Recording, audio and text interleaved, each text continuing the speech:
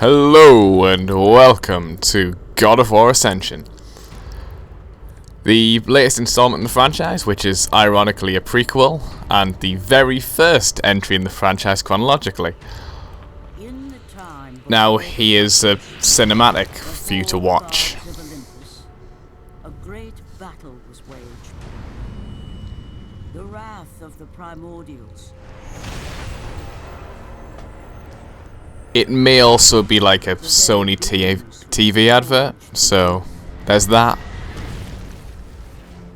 Raged out of control for an eternity.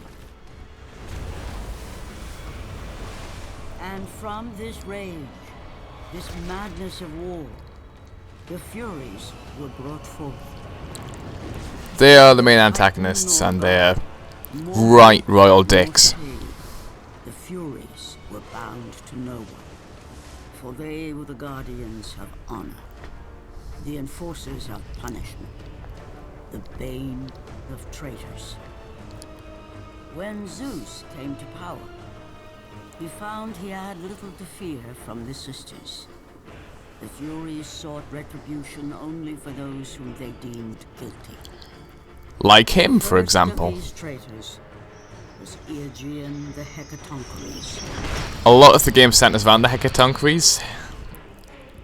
They'll explain. Pledged a blood oath to Zeus, only to later betray the king of the gods.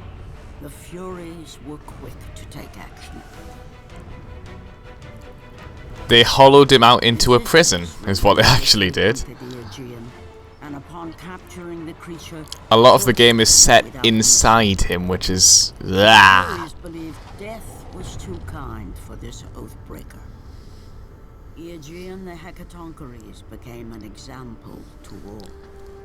He wasn't a very good example because millions, well not millions, at least 9 people are locked up inside him.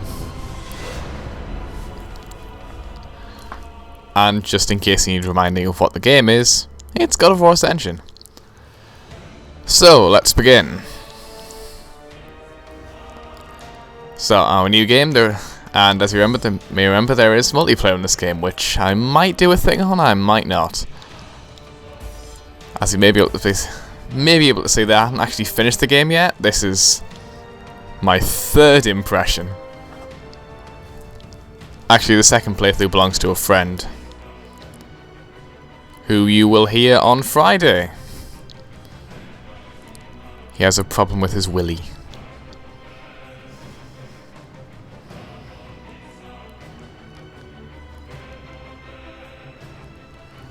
Now then, let's begin a new game, because obviously we can't do the other things, because we can't continue a game. And we're playing on normal, because we're wusses.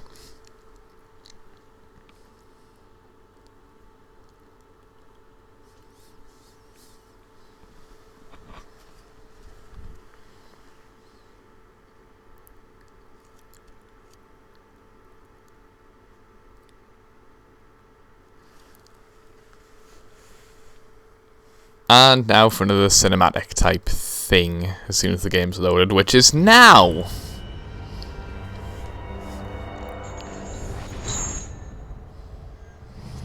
Kratos, the great Spartan general, was finally defeated.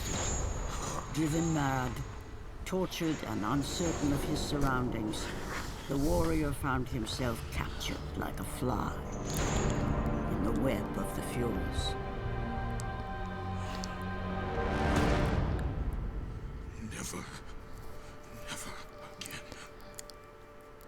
This is easily one of the coolest images of gameplay, or first images of gameplay, I've ever seen. Like, if anyone wants to, like, kidnap me, do it like this and I won't complain. That's awesome.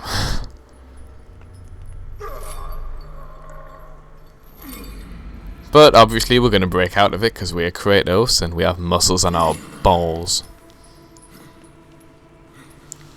Now we're going to meet the Furies in a moment. Now, interesting fact, the Furies, one of them was initially designed as a character that you could do stuff to.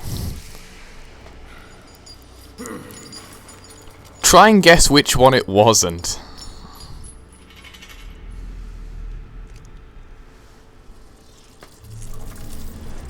Dun dun dun dun dun dun dun dun dun dun dun dun dun. What's wrong?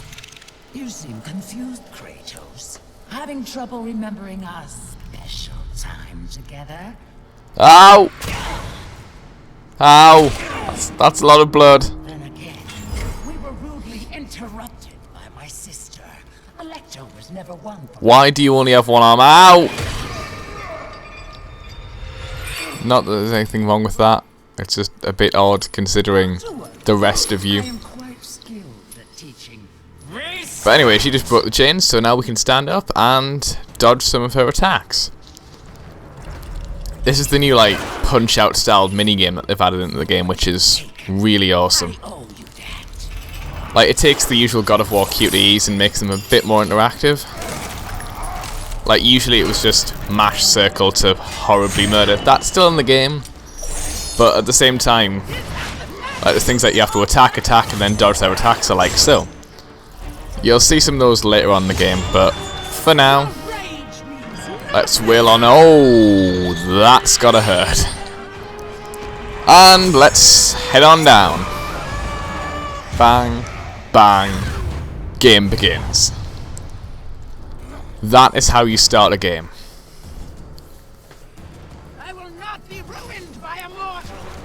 You think you are special because It is a really nice intro to the game. Like, God of War 1 had this as well, like an intro that...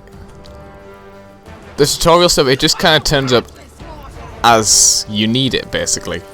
Like, it's like, hey, you can jump this, and hey, you can attack this. And you still feel like a badass while you're learning.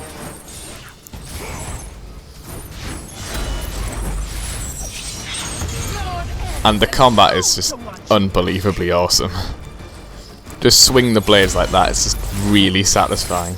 Even against little bug things like this, and with the weakest variation of the blades. And we're just going to jump those, because why not? Now anyway, the floors may look a bit fleshy here, and that is because, as you may recall, we're inside the Hecatonthingy. And that was from a scribe from the Hecatonthingy. He's a bit mental, we'll meet him later.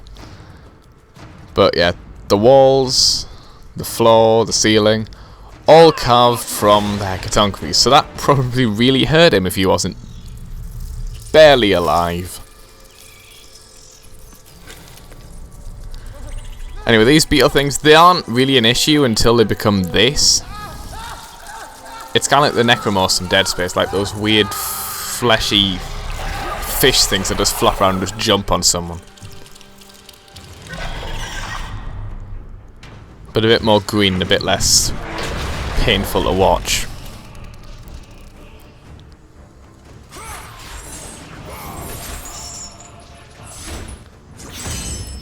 They're still very easy to kill because it's the intro, obviously. There's just a lot of them. That move is so satisfying. Just grabbing someone and just smacking them off the ground. It's a pity there aren't many opportunities to do them. Oh, finisher. Off with the head. Nice. Spinny, spinny, spinny. Like, even with this many enemies, it's not too much of an issue at the moment. Like, we can get pretty decent hit combos, like 23 you saw there, 17, 18, 19, 20, finisher 21. Like, we can build up pretty good finishes, well, and combos and things, just because these enemies don't do too much damage to us. Later on, you'll probably see me panicking and running away from the giant things, because I'm not too good at God of War. I've only really played this one, the first one. I've played a bit of the third one, and I've always wanted to get in God of War, just never really saw fit to. And a lot of the downtime outside the combat kind of bores me. Like, on my current save, I'm on this puzzle that I'm a bit stuck on, which hopefully I won't get stuck on in this playthrough. Right in him. Nice.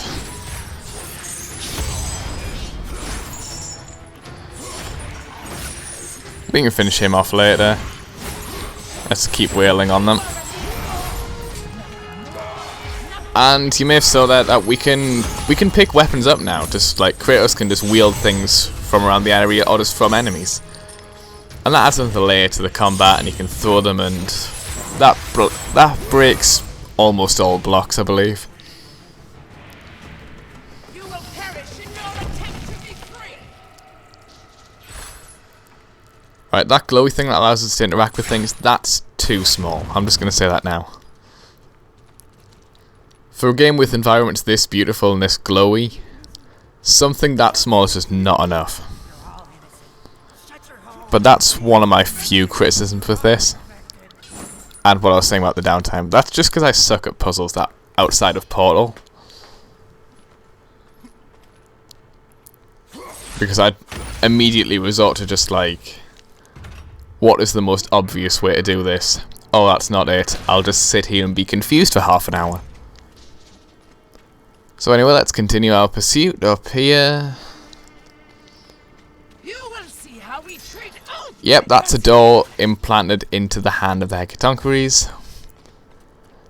It's not pretty architecture, but we won't be going there for quite a while. And not just because of these guys.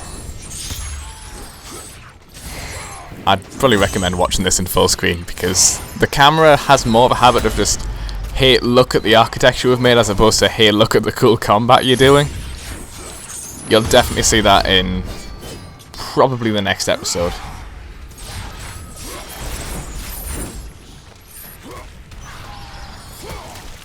It is time for you to meet your death. And that's the face of the Hecatonthingies. Pretty, isn't it? Yeah, they've holed a door into that too.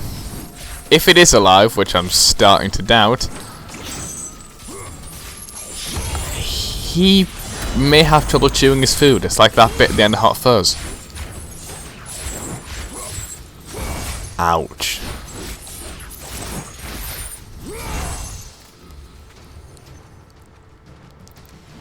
Anyway, We will see how you fare against you know that bit from The Mummy? That with the beetles in the mouth, and it's and it haunts my nightmares. Right, this is like if someone just put my nightmares on steroids and then played Nickelback backwards until I just started screaming perpetually. Look at this. And that's the first boss in the game. So, yeah. Oh shit.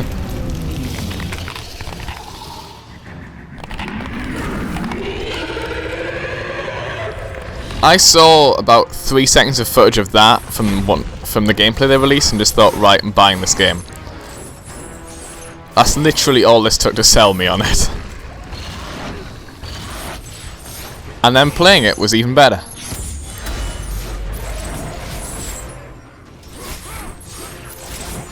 He is very easy, like, this is not challenging in the slightest. Later on it will be, so like, even if just taking hits there, he's barely doing any damage to me. I imagine on New Game Plus he might kick my ass, but who knows. He has 2 stages, this one's very simple. And it's over. Already. And now for the easiest QuickTime event in gaming history. Press square once. Up onto his arm and into the face. And now we're rotating just everything. Oh Jesus.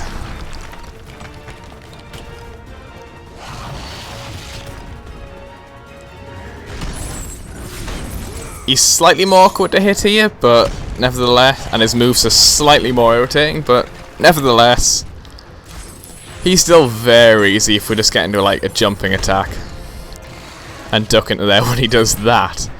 Though he can stab into those crevices, but like the damage he does when he stabs that, we can match that like triplicate just by hitting his hand down there.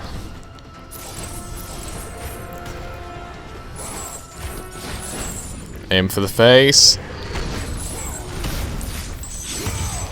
Let's just chop at the hands for a bit, because that'll weaken him. Oh.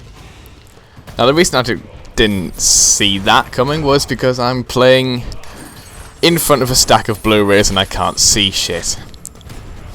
Nevertheless, now it's time to take him down. Into the wall. Jump around him. We're still attached to his arm. And let's get to, well, you'll see. Oh, God. That is grim.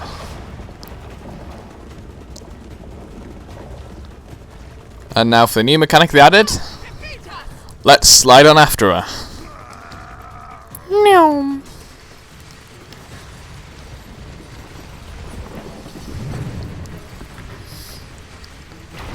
I don't know how Kratos' feet aren't just ablaze right now. Not that he cares. And down the wall! We're heading straight into the sewers right now. God knows where that water's coming from, given that it's a living being. Actually, that's probably really easy to explain, isn't it? And next time we'll be uncharteding our way out of there. That's a verb now. But until next time, well, see you next time? That didn't work at all, did it? Bye.